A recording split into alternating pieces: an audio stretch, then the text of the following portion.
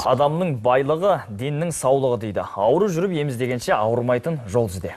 Иә, ауырмайтын жол іздеп, дұрыс тұрып, дұрыс жүрудің ішінде адам өміріне пайдалысы массаж. Француз сөзінен аударғанда ысқылау деген мағынаны білдіреді. Иә, массаж алдын алу шараларының кешенді түрі. Оның медицинада, косметологияда, спортта және тағы да басқа салада пайдаланылады.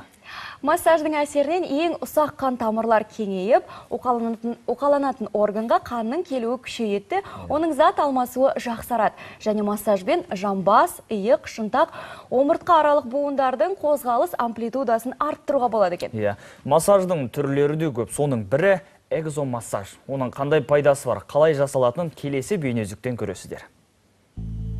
Тік әдемі мүсінді қаламайтын жан жоқ шығар, бірақ заман талабы дейміз бе, қазір көпшілігіміз жұмыс істеп табыс табу үшін күні бойы компьютерге телміреміз.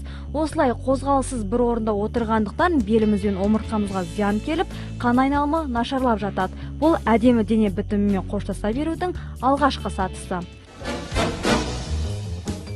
Мүсінімізді қалыпқа келтіру үшін көбіміз массаж жасатамыз. Бірі мицеллярлы массажды жөн көрсе, енді бірі экзомассаждың көмегіне жүгінеді. Экзомассаж 10 минутта ғана істелінеді.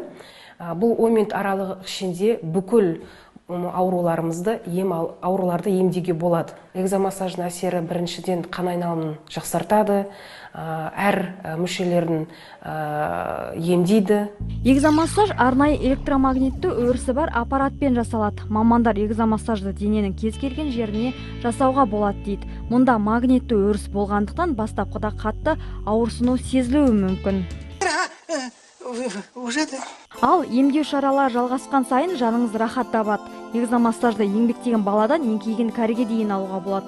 Бұл ем шараның бір курсы 5-6 күн. Дер керісінде барсаңыз, бір аптада құлпырып шыға келесіз. Ескерте кететін жайт, аталған массаж түрін аяқ ауыр әйелдер мен жүрегіне кардиоширатқыш орнатқан адамдарға қабылдауға болмайды. Маржан Нүсіпбек, Қобылан Өтегенов, арнайы Қайырлы таң үшін.